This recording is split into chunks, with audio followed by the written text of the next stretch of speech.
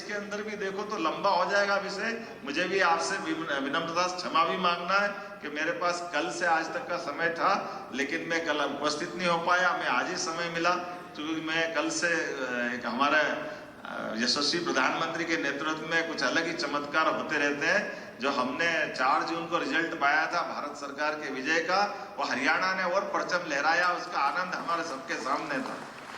जब हरियाणा की प्रचंड जीत के बाद कल शपथ विधि के समय और विधायक दल के चयन में मुझे उपस्थित रहना था माननीय अमित जी के साथ, और उसका एहसास हम सबको है कि बदलते दौर में हमारे लिए ये स्वामी विवेकानंद ने जो 100 साल पहले कहा था कि 21 शताब्दी भारत की होगी, उसके लक्षण भी दिखाई दे रहे हैं।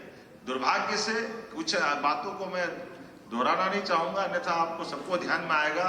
2014 के पहले हम अपने देश के बारे में, देश की संपदा के बारे में, देश की आर्थिक स्थिति के बारे में कहां हम कल्पना करते थे कि भारत नीचे से 5वें हिस्सों में आ रहा है, और कहां पलट के देखो तो 10 साल के अंदर भारत ऊपर से 5वें स्तर में आ रहा है। यह है मोदी जी का भारत और मोदी जी का विजन।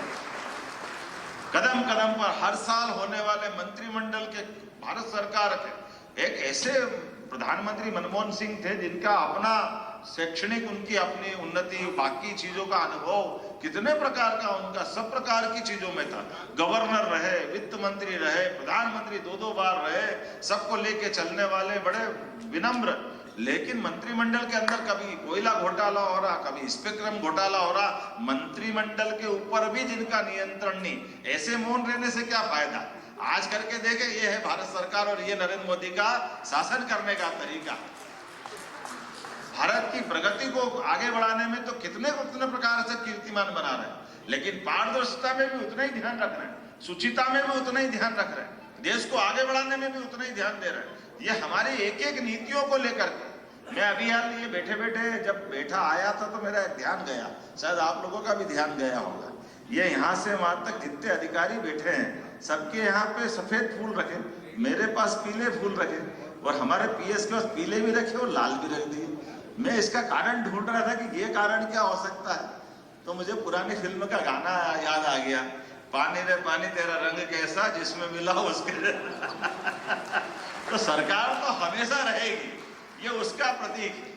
सरकार चलाने वाला कैसा है, ये उसका भी प्रतीक है। मुझे इस बात की प्रसन्नता है कि यशस्वी प्रधानमंत्री के नेतृत्व में मैकेनिज्म तो वो का वही, अधिकारी भी वही, लेकिन अधिकारियों को छूट दे कि अगर पारदर्शिता की नीति बनाना है, अगर खदान की नीलामी बनाना है, नीलामी की कोई पॉलिसी बनाना है, तो मुझे इस बात का गर्व है इतनी साफ सुथरी पॉलिसी बने कि 10 साल के बाद 11वां साल चालू हो गया, एक भी कोई घोटाला कुछ लफड़ा झंझटबाजी अपने भारत सरकार के माध्यम से नहीं आया।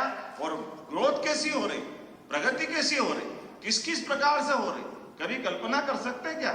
यह आज बदलते दौर में मुझे तो भगवान राम के चरण देकर आनंद आ गया कि हमारे यहाँ का अपना पत्थर अयोध्या में भगवान राम के मंदिर पे पहुंच रहा है। यह हमारा अपना मध्य प्रदेश का गौरव और गर्व है, लेकिन संभव हुआ यशस्वी प्रधानमंत्री के कारण से। ग्रेनाइट का बताया, अभी जो मुझे बताया कि ये जो वहाँ कर्नाटक में आमतौर पर हम ये सब चीजें खदान के मामले में आंध्र, कर्नाटक, तमिलनाडु